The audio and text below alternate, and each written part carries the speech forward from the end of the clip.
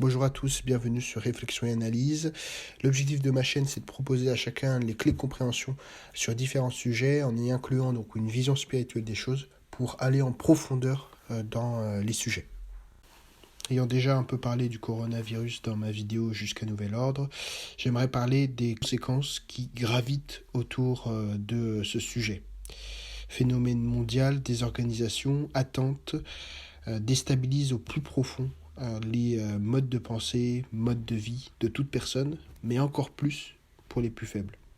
Mais des phénomènes plus graves semblent structurer une société de plus en plus immorale. Alors, en quoi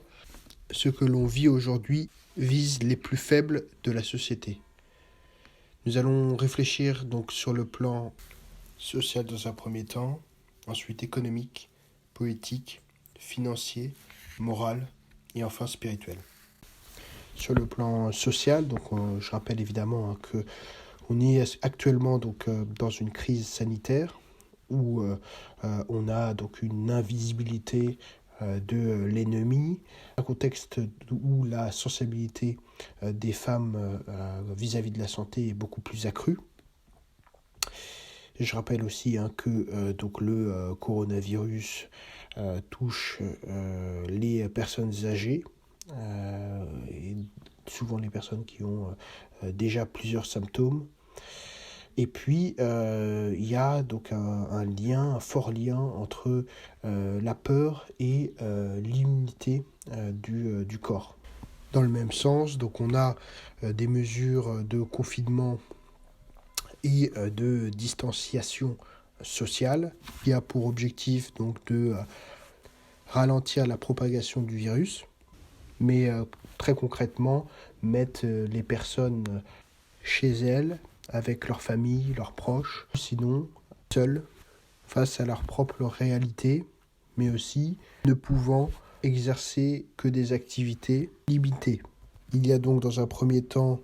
une réduction des contacts humains et des échanges humains malgré les possibilités des moyens de communication modernes, et aussi dans un second temps l'impossibilité de profiter des divers produits, services qui sont proposés par notre société moderne, c'est-à-dire la possibilité de regarder le sport, la possibilité d'aller faire du sport avec d'autres personnes, la possibilité d'aller au cinéma, de manger, des choses assez matérielles que nous propose la société moderne. Donc tous ces éléments-là visent quand même concrètement, pragmatiquement, à affaiblir la psychologie des personnes. Nous avons donc vu les conséquences sociales et psychologiques sur les personnes. Maintenant, nous allons regarder un petit peu les conséquences économiques du coronavirus. Premièrement, il est nécessaire de rappeler que on était déjà dans une situation compliquée, notamment des impacts de la crise. La crise donc, qui était par exemple visible sur les éléments du fret, comme Olivier Delamarche le disait, mais aussi sur l'aspect financier, avec la perte de la puissance de l'euro depuis pas mal de temps maintenant, et puis aussi un petit peu plus profondément la crise de 2009 qui a eu des impacts donc, sur la politique de la BCE, et la crise obligataire de 2012. Puis on est resté donc, dans une situation très compliquée. C'est pour cela d'ailleurs que on a eu un certain nombre de politiques qui ont été menées pour payer les conséquences de cette crise. Les limitations de retrait, les prix à la consommation, les prix sur le tabac, les prix sur le pétrole, voilà, un certain nombre d'éléments qui ont fait que d'affaiblir donc le pouvoir d'achat des Français, tout simplement. Et donc on avait une situation déjà très compliquée et très tendue. Ensuite, donc ce coronavirus qui fait un arrêt total de l'économie, forcé évidemment en disant aux entreprises de tout simplement arrêter totalement leur activité, et aussi tout simplement en confinant les personnes chez elles. Et donc ça a un impact sur la consommation des Français. Au niveau donc des entreprises, Les entreprises, donc c'est ceux qui disposent, ceux qui ont entrepris, et aussi les patrons, petits, moyens, grands patrons, évidemment prennent de plein fouet donc cette crise donc économique, notamment liée à la baisse de la consommation, mais aussi les travailleurs qui sont forcés de rester chez eux. En revanche, on voit très concrètement que les plus riches, globalement, sont dans une situation toujours similaire. Les plus pauvres ont et disposent d'aide, sauf ceux qui sont dans la rue, et puis ceux qui sont entre les deux se retrouvent tout simplement soit en chômage partiel, soit en diminution de leur salaire, soit les entrepreneurs ne peuvent pas tout simplement exercer leur activité. Et donc c'est cette classe moyenne qui est en train de prendre de plein fouet donc la problématique du coronavirus. En revanche, donc pour les grandes entreprises, on a la possibilité de grosses opportunités. Malgré le fait que des grosses entreprises sont aussi à l'arrêt, du type Airbus, on a quand même une meilleure situation en termes de trésorerie de la part des grosses entreprises. En plus de cela, on a donc sur des secteurs un petit peu spécifiques, notamment le secteur de la santé, le secteur de la grande distribution, le secteur de la logistique, tout à fait une possibilité d'augmenter leur part de marché. Et puis en plus de ça, par exemple, la possibilité d'aller au McDonald's, donc qui est une grosse entreprise. Tous ces éléments semblent faire profiter tout simplement les grosses entreprises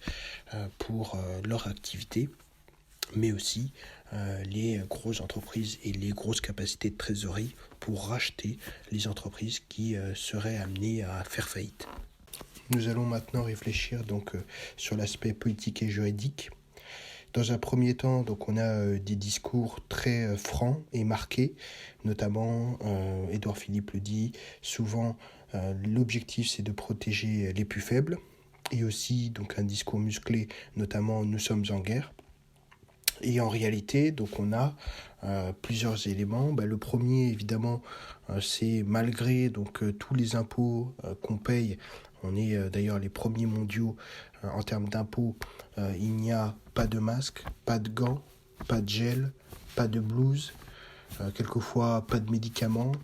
Donc une situation très compliquée donc, sur l'aspect matériel, et puis sur l'aspect, on va dire, un peu plus organisationnel, pas de fermeture des frontières, puis fermeture, pas de souhait de prendre des masques et puis ensuite on les autorise, le confinement, le déconfinement, donc il y a une situation assez complexe à comprendre de la part donc, des Français. Et puis très concrètement, donc on a par exemple les EHPAD qui sont les personnes qui sont quand même à risque, les cibles par rapport au coronavirus. On se retrouve dans une situation où les EHPAD subissent aujourd'hui un grand nombre de morts. Donc cette situation tout de même vise à affaiblir évidemment donc ces personnes qui sont déjà assez faibles psychologiquement. Et puis donc on a une politique d'achat-revente de masques, notamment le fait que la France a envoyé un grand nombre de masques, notamment à la Chine, et puis ensuite elle les rachète aujourd'hui. On a entendu parler du fait qu'il y a eu plusieurs masques qui ont été pris, donc il y a une forme d'économie de masques, tout simplement, avec du marché noir aujourd'hui, puisque l'État en lui-même ne permet pas et ne favorise pas une sécurisation tout simplement de la population dans l'organisation de la crise. Ensuite, sur l'aspect juridique, on se retrouve avec plus ou moins une loi martiale, avec quelquefois des couvre-feux, une assignation à résidence, notamment de la part des simples citoyens, avec aussi donc une privation tout simplement des libertés privées, hein, puisque en fait tout simplement il n'est plus possible de pouvoir se déplacer sans avoir un motif valable selon le gouvernement. On a évidemment entendu parler des différentes solutions qui sont proposées pour permettre de sécuriser la population, notamment en suivant les personnes avec des drones, en utilisant les caméras de surveillance, en faisant du contrôle de population, notamment par la localisation des citoyens, la possibilité aussi de tout simplement mettre des amendes qui ont au fur et à mesure du temps augmenté, donc de la part tout simplement du citoyen lambda, hein, tout simplement le citoyen français, et puis la perspective dans le futur de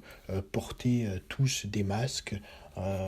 donc priver aussi la possibilité de vaquer à nos occupations tout simplement libres, hein, sans quelque chose sur la figure. Donc une compression, un contrôle de population aussi, compte tenu de notre impossibilité d'être à visage tout simplement découvert. On a évidemment des exemples de la Chine, hein, qui a mis plusieurs menaces à exécution, en tout cas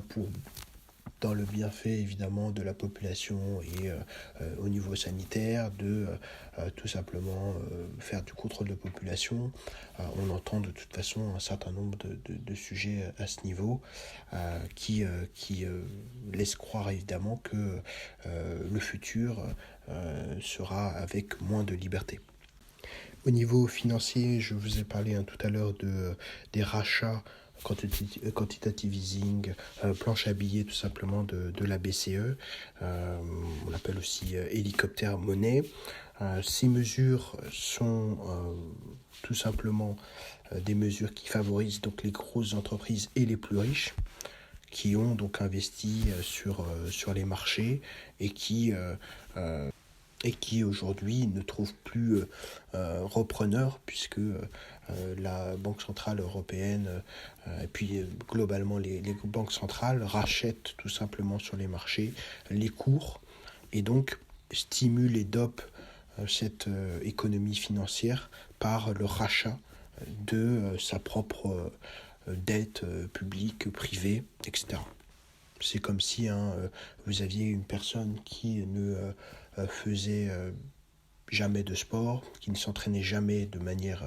dure et qui utilisait tout simplement un médicament, une piqûre, pour être de plus en plus fort. Et donc, elle injecte de plus en plus de ce médicament-là pour être de plus en plus fort. Mais à un moment donné, elle se retrouve à ses limites physiques et elle a le choix entre continuer à augmenter la dose jusqu'à mourir par d'elle-même ou arrêter la dose et dans ce cas-là diminuer considérablement ses performances. On se retrouve dans cette situation tout simplement. Sur l'aspect financier encore, on a un sujet que j'ai déjà un petit peu traité sur le socialisme et le capitalisme, mais l'avènement du pouvoir de l'État. Donc il y a quand même une reprise en main de l'État de manière assez risquée, mais une reprise en main, on le voit par exemple avec la France qui injecte, qui propose, met des milliards sur la table pour tout simplement endiguer les problèmes économiques tout simplement en France, mais aussi par exemple avec l'Espagne qui propose un revenu universel. Donc après avoir eu une situation où on s'est mis sous tutelle de l'Union européenne et de Bruxelles dans notre aspect économique, financier, sur l'aspect juridique, sur l'aspect aussi des frontières. Aujourd'hui, il y a une reprise en main des États qui sont seuls habilités à protéger leur peuple et avoir cet intérêt-là, mais qui se mettent aussi en danger, un grand danger, toujours évidemment encore sous tutelle, mais on voit aujourd'hui qu'il y a une dislocation de l'Union européenne. Mais on constate aussi que ce revenu universel, ou en tout cas ce que propose l'État de plus en plus. Donc c'est de reprendre le pouvoir, le contrôle de sa population, on en a parlé un petit peu tout à l'heure, en degré, tout simplement en leur expliquant que c'est bien, que c'est pour les aider, tout ce qui est prélèvement, vaccin et toute privation tout simplement de liberté, voire même tout simplement le fait qu'ils prennent des informations sur les populations, ou de force, tout simplement en les contraignant de manière financière ou autre. Il y a toujours une possibilité de créativité à ce niveau. Le contexte, évidemment, de quantitative easing, on l'a vu un petit peu tout à l'heure, entraîne donc une baisse de la monnaie, de la force de la monnaie, et donc une baisse de la confiance en la monnaie, et un retour, c'est en tout cas ma prédiction, de la valeur, donc notamment qui vont être des pierres précieuses, tout ce qui est matière première, du concret, tout simplement. Et cela renforce donc le contexte de digitalisation de la monnaie. Donc on l'a eu évidemment par le paiement sans contact et l'avènement des crypto-monnaies, qui visent à la fois à affaiblir donc le pouvoir de l'État, des banques centrales, des banques, mais aussi qui a pour impact de favoriser donc les personnes qui sont les plus informées, les plus intelligentes, les plus techniques, qui vont profiter évidemment de cette crise économique, sociale. On pourra évidemment reparler spécifiquement de l'ensemble des phases que l'on va vivre, mais la possibilité de saisir un certain nombre d'opportunités sur la crise que l'on a aujourd'hui. Et donc les personnes qui sont pas informées, qui ne souhaitent pas investir, qui ont peur du risque, etc., sont évidemment lésées dans ce contexte financier complexe. Après avoir vu plusieurs éléments, nous allons maintenant parler de la morale. On a parlé tout à l'heure, donc au niveau des EHPAD, évidemment, on se retrouve dans une situation qui est complexe. En plus de la problématique matérielle, on a entendu parler donc évidemment de l'euthanasie autorisée pour les personnes en situation de détresse respiratoire complexe ou les personnes qui sont en état de réanimation. C'est évidemment quelque chose à regarder, notamment dans le cadre où il n'y a plus de lits de disponibles. On a aussi entendu parler évidemment des personnes pro-militantes pour l'avortement qui souhaitent, malgré la non-nécessité du service, entre guillemets, de l'avortement, de continuer à pratiquer les avortements. Et puis aussi, tout simplement, les personnes qui sont dans la rue, qui n'ont plus de contact humain, voire même aussi des possibilités de faire la manche. Donc on a une situation difficile pour les plus faibles. De l'autre côté, donc on a les banlieues qui sont pas la priorité du gouvernement, et puis aussi le gouvernement qui souhaite ou qui a déjà libéré des prisonniers, donc une situation où en effet les personnes criminelles ne sont pas mises en prison ou sont sorties de prison, mais les personnes, comme on a eu Gilets jaunes, sont mises en prison, ou même les personnes qui ne payent pas leur amende pour être sorties de chez elles. On a cette situation donc vraiment morale qui pose question. Et puis aussi la question de la vie, avec notamment la pensée écologique de décroissance et des populations, avec le nombre de personnes qui souhaitent évidemment sauver des vies, qui voient les décomptes tous les jours se faire des morts. Il y a une prise de conscience de la valeur de la vie, on pourrait dire, et ça c'est un élément qui, je pense, est quand même important, compte tenu de cette idéologie tout de même qui vise à supprimer tout simplement les personnes soit les plus faibles, soit les plus pauvres, en tout cas qui visent de toute façon les plus faibles et non les personnes bien portantes, riches, avec une bonne position sociale par exemple, intelligente, ce qui n'aurait aucun intérêt pour la société. Toujours donc sur l'écologie, on a aussi donc une bataille qui pourrait être menée sur la partie de la vérité, notamment sur la base des recherches et des travaux qui ont été effectués, qui défendent le fait que l'utilisation du pétrole, voire même du gaz, implique donc une augmentation du CO2 et donc un effet de serre, selon eux, qui permettrait de augmenter tout simplement la température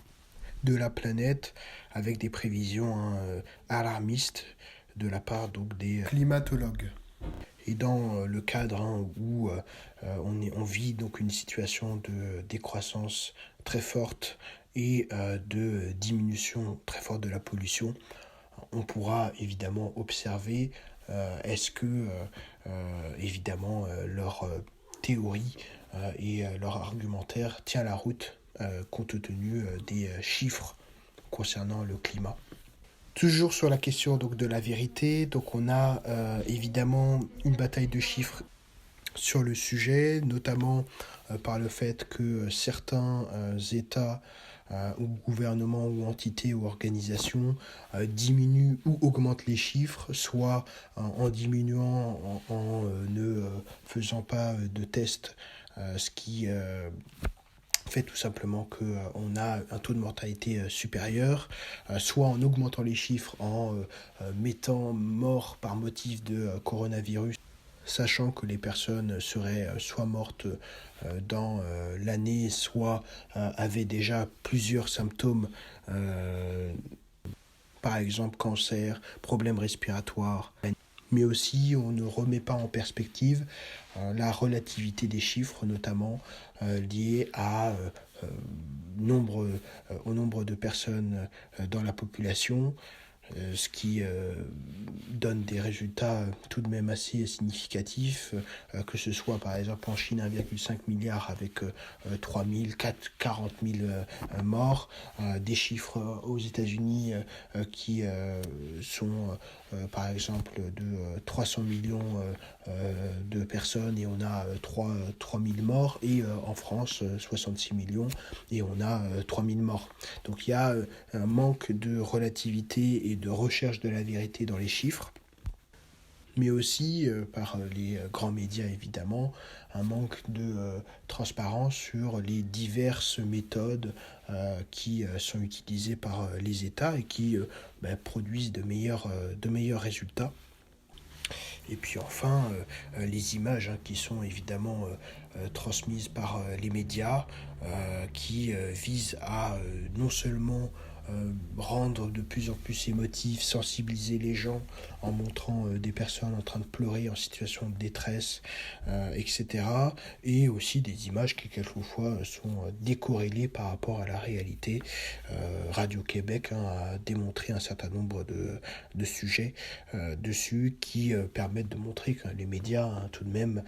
se mettent tout simplement à mentir, qu'on soit clair. Dernière chose, on voit quand même sur ce sujet qu'il y a plusieurs éléments qu'on pourrait évidemment aller un petit peu plus loin, mais c'est vrai que la police de la pensée, la police même des comportements, on va dire, se met en place à l'intérieur même des habitants, des citoyens français, mais aussi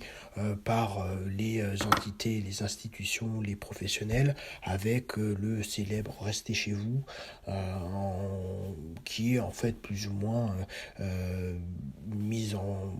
place pour culpabiliser les personnes dans leur responsabilité potentielle d'avoir et de générer de nouveaux morts. En sachant que le virus dans l'air ne résiste pas du tout dans l'air. Donc on a une situation qui pousse les gens à se regarder chacun, regarder si l'autre va sortir. Et c'est une situation qui fait émerger quand même une police de la pensée, voire même des personnes qui vont collaborer et dire ah, cette personne elle est sortie, et on est dans une situation qui moralement pose la question évidemment donc de la vie, de la vérité, de la justice et de la place des plus faibles dans la société qui se retrouvent encore plus affaiblis au niveau de la moralité de notre société.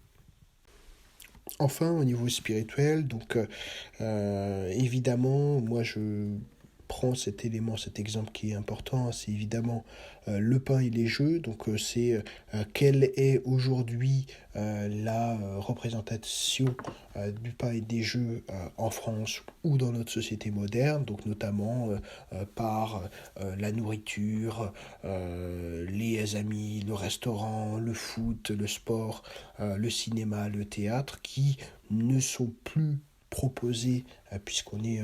donc en période de confinement. Il y a quand même la possibilité d'aller donc sur des sites de streaming, de participer, de regarder un certain nombre de choses et de participer à un certain nombre de services. Mais est-ce que ces éléments-là sont suffisants à remplacer la possibilité d'être avec sa famille, avec ses êtres chers, de discuter, de voir les gens, d'avoir du contact, mais aussi de tout simplement réfléchir sur soi, réfléchir sur la condition d'être humain, Dieu, de poser des questions existentielles, pourquoi nous sommes là, qu'est-ce que je dois faire dans la vie, etc. Est-ce que donc ces services sur lesquels on est aujourd'hui en capacité de profiter, mais aussi les activités que l'on va faire dans ces périodes de confinement, sont en mesure de nous nourrir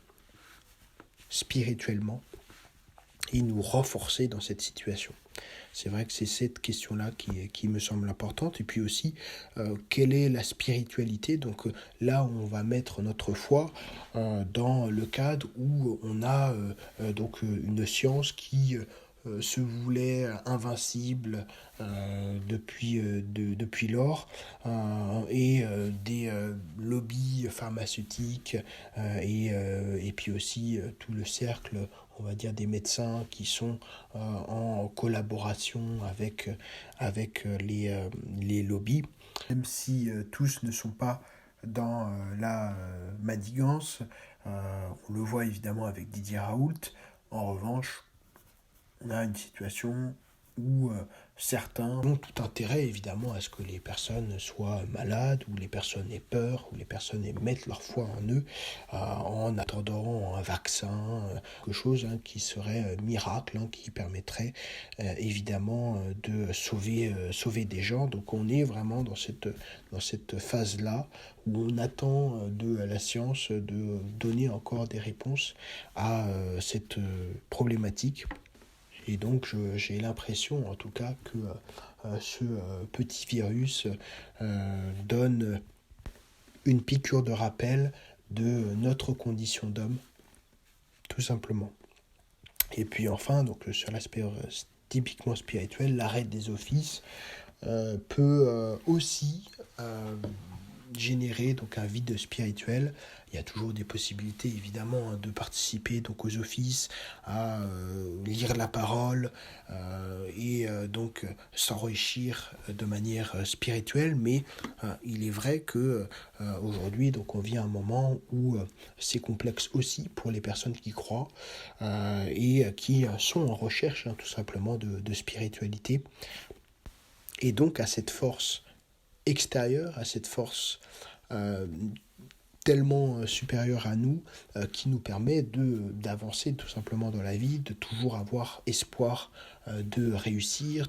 toujours avoir cette vie intérieure. Et c'est vrai que sur le plan spirituel aujourd'hui, le coronavirus touche aussi les personnes qui croient.